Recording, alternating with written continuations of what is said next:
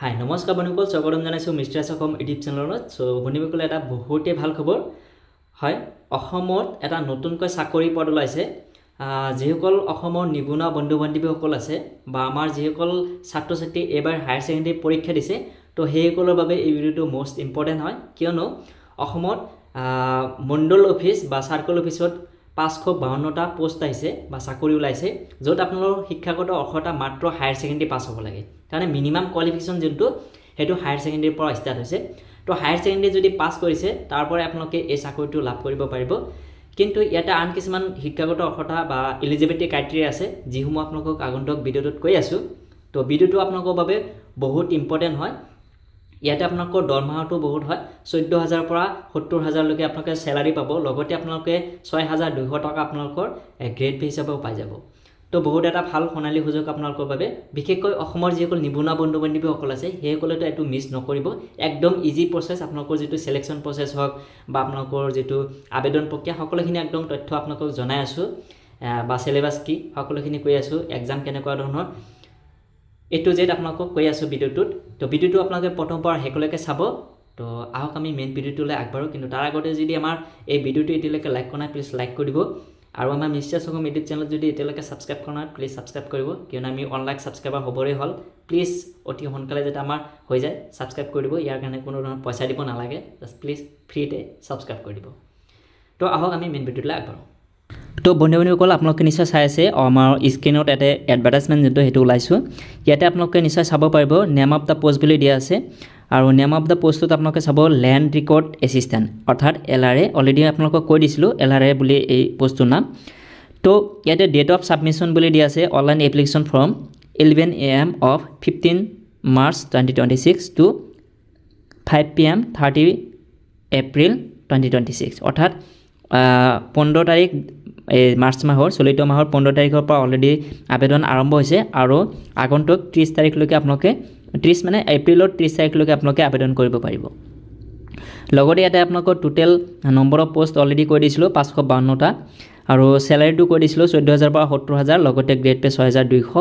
এইখিনিতো আপোনালোকে অলৰেডি গমেই পাইছিলে কিন্তু ইয়াতে এলিজিবিলিটি ক্ৰাইটেৰিয়া অলপ ভালদৰে লক্ষ্য কৰিব ইয়াতে কি কোৱা আছে প্ৰথম যোনটো ইয়াতে কোৱা হৈছে eligibility criteria and terms and condition so প্ৰথমে দিব লাগিব আপোনালোকৰ হায়াৰ ছেকেণ্ডাৰী পাছ মিনিমাম আপোনালোকে হায়াৰ ছেকেণ্ডাৰী পাছ হ'ব লাগিব ইয়াৰ উপৰি আপোনালোকৰ হ'ব পাৰে যেনেকুৱা BA BCom BSc যিকোনো হ'লে হ'ব তাৰপিছত আপোনালোকৰ ছেকেণ্ড নম্বৰ যোনটো 2 নম্বৰ দি আছে candidate must have pass record certificate class course training from Assam survey and settlement training centre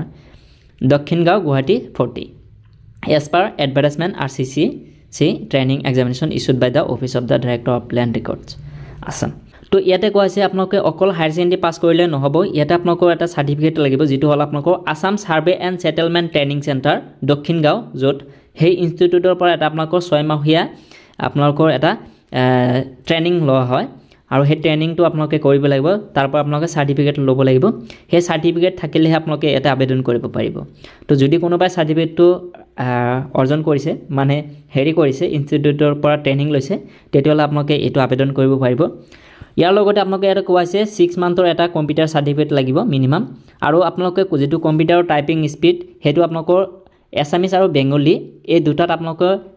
পাৰ মিনিটত 30টা ৱাৰ্ড লিখিব পৰা হ'ব লাগিব মানে 30টা ৱাৰ্ড স্পীড থাকিব লাগিব মিনিমাম এজ লিমিট আপোনালোকৰ 21ৰ পৰা আপোনালোকৰ 40 বছৰ বয়সৰ যিসকল প্ৰাৰ্থী আছে বা যিসকল হেৰি আছে কেণ্ডিডেট আছে সিহঁতে আবেদন কৰিব পাৰিব তো এইখিনি আছিলে মেইন বস্তু তাৰপিছত আপোনালোকে যদি তলফালে স্ক্ৰল কৰে ইয়াতে আপোনালোকে চাব পাৰিব যে হাউ টু এপ্লাই তো এপ্লাই কৰাৰ কাৰণে আপোনালোকক অলৰেডি টাইমটো কৈ দিছোঁ 15 তাৰিখৰ পৰা ষ্টাৰ্ট হৈছে অনলাইন আবেদন কৰাৰ কাৰণে আপোনালোকৰ sevaonline.org যিটো অফিচিয়েল ৱেবছাইট হয় সেৱাৰ তাতে গৈ আপোনালোকে আবেদনটো কৰিব লাগিব আৰু আবেদনৰ সময়ত আপোনালোকৰ এই বস্তুখিনি লাগিব যিসমূহ আপোনালোকক কৈ দিলোঁ অলৰেডি এইখিনি বস্তু লাগিব তো ইয়াৰ পিছত আহিছোঁ সিলেকশ্যন প্ৰচেছ তো সিলেকশ্যন প্ৰচেছটো একদম ইজি প্ৰথমে আপোনালোকে যেতিয়া আবেদন কৰিব আবেদনৰ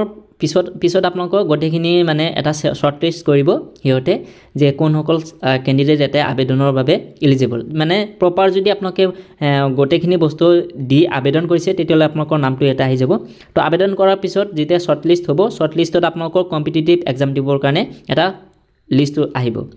মানে সেই শ্বৰ্ট লিষ্টত যিসকলৰ নামটো আহিব সেইসকলে মানে এক্সাম দিব পাৰিব আৰু এক্সামটো আপোনালোকৰ MCQ টাইপৰ হ'ব মানে multiple choice question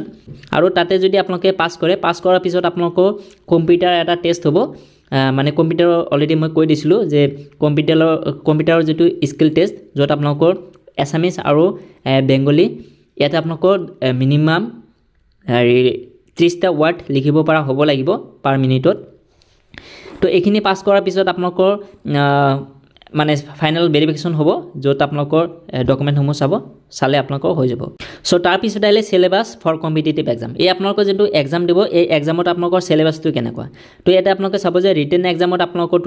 total paper থাকিব এটা আৰু এটা পেপাৰতে আপোনালোকৰ 80 মাৰ্কৰ এক্সাম দিব লাগিব মানে MCQ কুৱেশ্যন যিটো থাকিব সেই কুৱেশ্যনত আপোনালোকৰ টোটেল মাৰ্ক থাকিব 80 মাৰ্কৰ আৰু তাতে চিলেবাছ হিচাপে যদি চাই তেতিয়ালে সাবজেক্টসমূহ এতে দিয়া আছে ম্যাথমেটিক্সত অৰ্থাৎ গণিতত আপোনালোকৰ হেৰি থাকিব 10 মাৰ্কৰ কুৱেশ্যন থাকিব আৰু ক্লাছ 10 ৰ পৰা আপোনালোকৰ এইবিলাক মেথছসমূহ আহিব তাৰ পিছত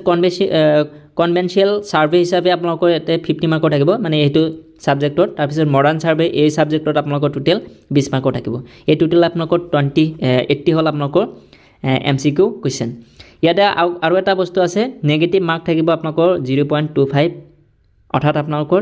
এটা কুৱেশ্যন যদি কাটা যায় তেতিয়াহ'লে আপোনালোকৰ এনেকুৱা মাৰ্ক কাটা যাব তাৰ পিছত আহিলে কোৱালিফিকেশ্যন কৰাৰ কাৰণে মিনিমাম 5 মাৰ্কটো কেনেকুৱা থাকিব লাগিব ইয়াতে দিয়া আছে আনডিজাৰ্ভড আপোনালোকৰ যদি MCQ থাকিব ৰিটেন টেষ্ট তাতে আপোনালোকৰ মিনিমাম 32 পাব লাগিব আৰু স্কিল টেষ্ট যেটো আপোনালোকৰ কম্পিউটাৰ তাতে মিনিমাম আপোনালোকে 8 মাৰ্ক পাব লাগিব আৰু OBC MOBC STP বা STH SC PWD PS হেসকলৰ কাৰণে যেটো মিনিমাম পাছ হেতু আপোনালোকৰ 30% পাছ হ'ব লাগিব মানে পাৰ্চেন্টেজ ৰাখিব লাগিব যেনেকুৱা ৰিটেন টেষ্টত আপোনালোকৰ মিনিমাম 80 ৰ ভিতৰত 24 মানে 24 পাবই লাগিব আৰু য'ত আপোনালোকৰ কম্পিউটাৰ টেষ্ট তাতে আপোনালোকৰ টোটেল আছে 20 মাৰ্ক 20 ৰ পৰা আপোনালোকৰ 6 মাৰ্ক পাবই লাগিব তেতিয়াহ'লে আপোনালোকে পাছ কৰিব ইয়াৰ পিছত আপোনালোকে চাব যে আপোনালোকৰ কিছুমান যদি গভৰ্ণমেণ্ট চাকৰিয়াল হয় তেতিয়াহ'লে আপোনালোকে NOC থাকিব লাগিব নো অবজেকশন সাৰ্টিফিকেট ল'ব লাগিব বাকি একো নাই এইখিনি আছিল তো বন্ধুসকল নিশ্চয় আপোনালোকে চালে ইয়াতে যেটো এডভাৰটাইজমেন্ট আহিছে বা চাকৰি পদটো ওলাইছে তো ইয়াতে টোটেল পোষ্টটো আপোনালোকক অলৰেডি দেখাই দিলো 552টা পোষ্ট আহিছে আৰু এলিজিবিলিটি ক্ৰাইটেৰিয়া কেনেকুৱা কি সকলোখিনি কৈ দিছো যদি ইয়াতে যিখিনি বস্তু আপোনালোকৰ এলিজিবিলিটি হিচাপে দিয়া আছে এইখিনি বস্তু যদি আপোনালোকৰ হাতত আছে তেতিয়াহ'লে আপোনালোকে আৰু ৰখিব নালাগে জাস্ট আপোনালোকে আবেদন কৰি দিয়ক সোনকালে আৰু আবেদনৰ প্ৰসেছত যদি ভিডিও লাগে মেবি ট্ৰাই কৰি আছো আবেদনৰ ভিডিওটো বনাই দিম আপোনালোকে কমেন্ট কৰি জনাব যদি লাগে তেনেকুৱা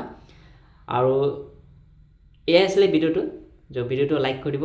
মিষ্টাৰ সং ইউটিউব চেনেলত যদি নতুন আছে সাবস্ক্ৰাইব কৰিব তো আজিলৈকে মানে বাই জয় অসম